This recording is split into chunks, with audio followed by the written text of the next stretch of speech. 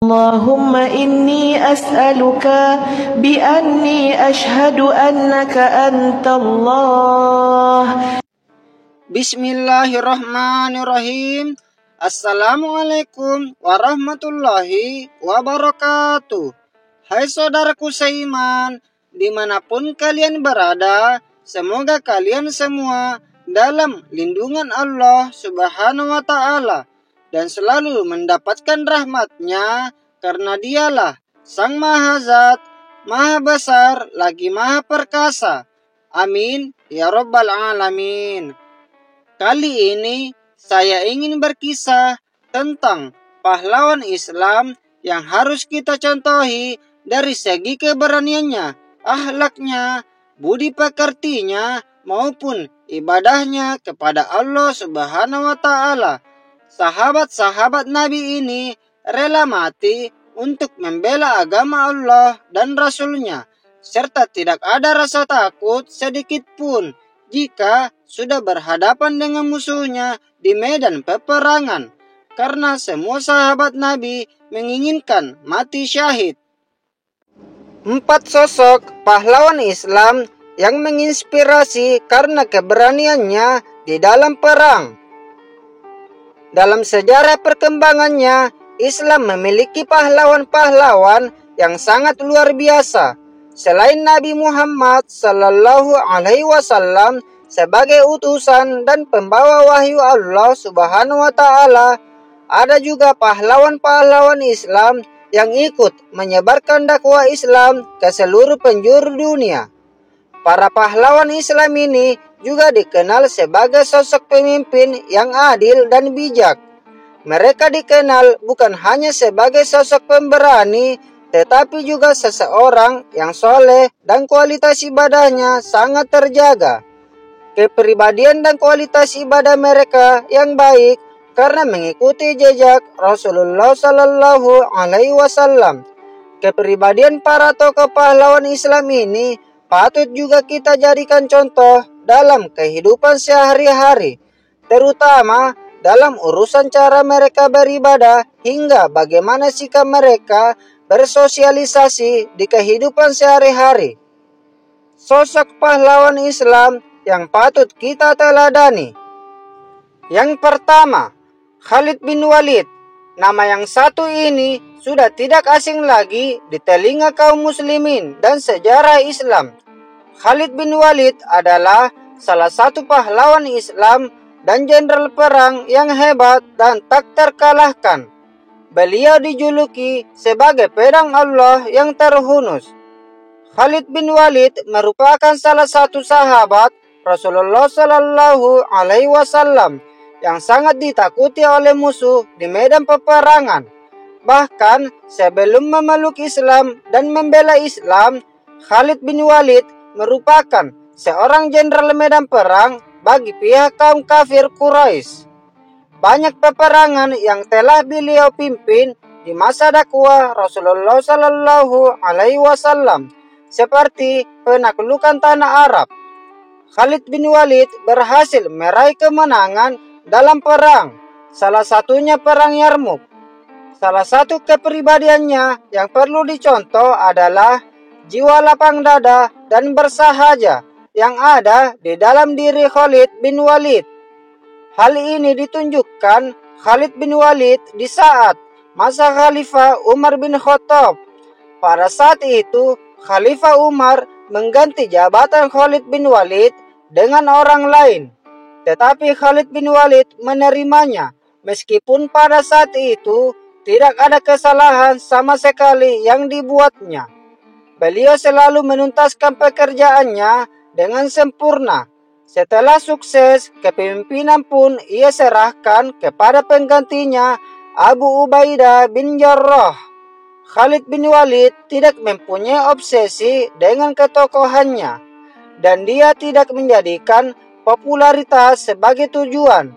Itu dianggapnya sebagai sebuah perjuangan dan semata-mata mengharapkan ridha Allah Subhanahu wa Ta'ala. Yang kedua, Abu Ubaidah bin Jarrah. Abu Ubaidah bin Jarrah adalah salah satu sahabat Rasulullah Sallallahu Alaihi Wasallam yang memeluk Islam yang paling awal. Beliau memeluk Islam atas ajakan Abu Bakar As-Siddiq dan mengucapkan 2 kalimat syahadat sehari setelah Abu Bakar masuk Islam. Beliau pernah bergabung dalam perang Badar, di mana saat itu ia harus menghadapi ayahnya sendiri, Abdullah bin Jarrah, yang berada di pihak kaum kafir Quraisy. Beliau harus menghilangkan kemusyrikan yang bersemayam dalam pribadi ayahnya. Sosok Abu Ubaidah mendapat gelar sebagai orang kuat yang terpercaya oleh Nabi Muhammad Sallallahu Alaihi Wasallam. Sifat Abu Ubaidah yang jujur dan amanah membuat Rasulullah Sallallahu Alaihi Wasallam menunjuk Abu Ubaidah sebagai komandan perang. Abu Ubaidah juga diutus untuk pergi ke Yaman mengajarkan Al-Quran dan Sunnah di sana. Abu Ubaidah juga menjadi satu-satunya sahabat yang mendapat kesempatan bekerja dan berdakwah di luar Madinah. Yang ketiga, Hamzah bin Abdul Muthalib. Hamzah bin Abdul Muthalib adalah pahlawan Islam yang juga sahabat sekaligus paman Nabi Muhammad Sallallahu Alaihi Wasallam. Beliau adalah saudara sepersusuan Nabi yang memeluk agama Islam pada periode pertama atau dikenal sebagai As-Sabiqun Al-Awwalun. Sama halnya seperti paman Nabi yang lainnya. Hamzah adalah sosok pelindung dan sangat sayang kepada keponakannya tersebut. Jika ada hinaan kepada Nabi Muhammad yang datang dari kaum Quraisy, beliaulah orang yang pertama kali membela Nabi Muhammad Sallallahu Alaihi Wasallam, meski pada saat itu ia belum masuk Islam.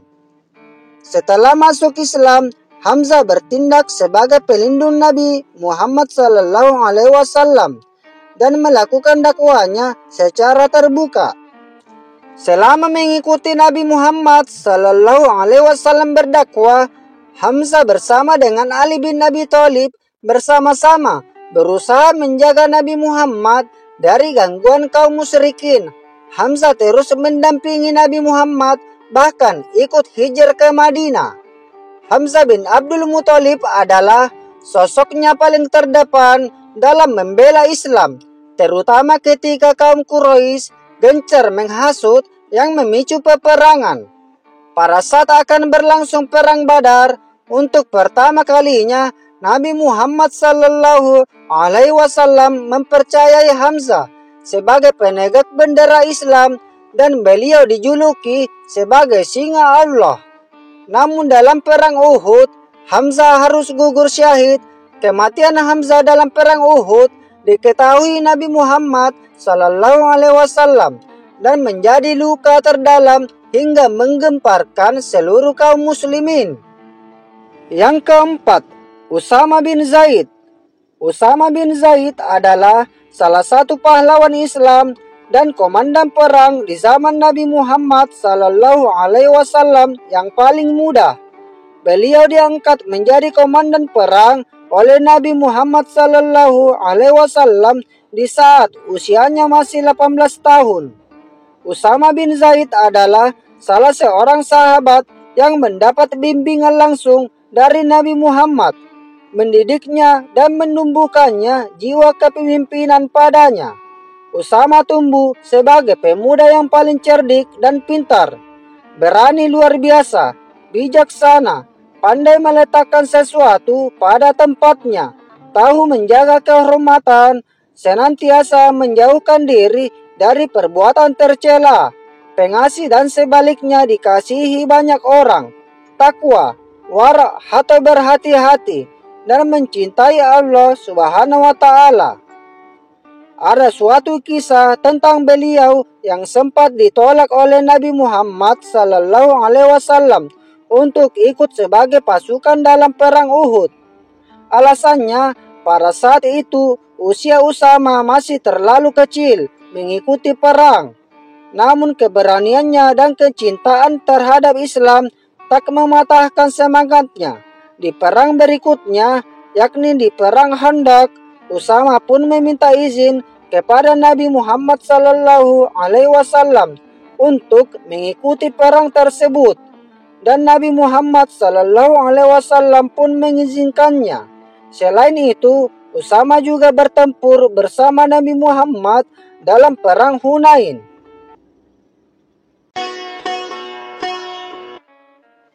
Itulah tadi kisah tentang bagaimana hebat dan beraninya sang pahlawan Islam saat berperang demi membela agama Allah dan Rasulnya Muhammad Sallallahu Alaihi Wasallam.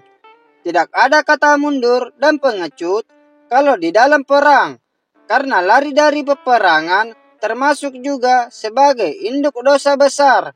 Bahkan sahabat Nabi ini lebih baik syahid daripada pulang ke rumahnya bersama keluarganya.